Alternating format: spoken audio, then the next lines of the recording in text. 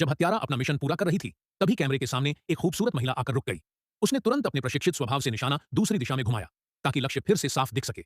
लेकिन एक औरत होने के नाते उसके भीतर की मानवीय जिज्ञासा जागी, और उसने उस सुंदर महिला को एक नजर फिर से देखा। उसे एहसास हुआ कि इस तरह ध्यान भटकाना खतरनाक है, इसलिए उसने खुद को शांत किया और अपनी घड़ी देखी। हृदय गति 65।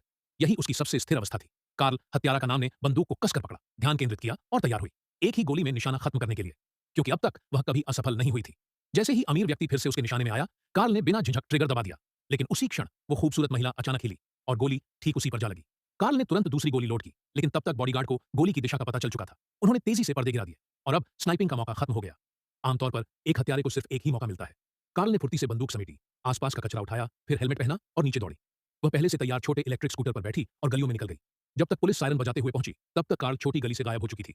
रास्ते में उसने मैगजीन और बाकी उपकरण फेंक दिए, पुलिस से बचने के लिए कई छोटी गलियों से होकर गुजरी, फिर हेलमेट और कपड़े उतारे, खुद को पूरी तरह साफ किया, यहां तक कि दाढ़ी भी ध्यान से शेव की। जाने से पहले उसने भारी मात्रा में परफ्यूम छिड़का, ताकि किसी भी गंध का निशान न रहे। सब कुछ परफेक्ट तरीके से करने के बाद वह साफ सुथरे कपड़ों में बाहर निकली और एक टैक्सी रोक ली। सीधे हवाई अड्डे की ओर निकलते हुए उसने रास्ते में अपने हथियार के फिंगरप्रिंट मिटाए और उसे चुपचाप कूड़ेदान में फेंक दिया।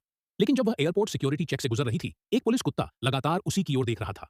हालांकि कार्ल ने अपनी खुशबू और सारे सबूत मिटा दिए थे, फिर भी उसने जोखिम न लेने का फैसला किया। उसने तुरंत वह उड़ान छोड़ दी और वॉशरूम में जाकर फिर से खुद को साफ किया।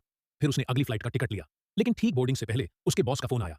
कार्ल जानती थी, जब कोई हत्यारा किसी बड़े व्यक्ति की हत्या में नाकाम होता है, तो कभी कभी खुद हत्यारे को भी खत्म कर दिया जाता है। इसलिए अब वह जानती थी कि उस पर दोनों ओर से खतरा मंडरा रहा है, पुलिस भी और उसका अपना संगठन भी।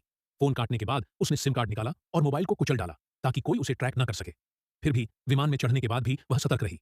उसने आसपास नजर दौड़ाई और देखा कि एक सनग्लास लगाए आदमी लगातार उसे घूर रहा है।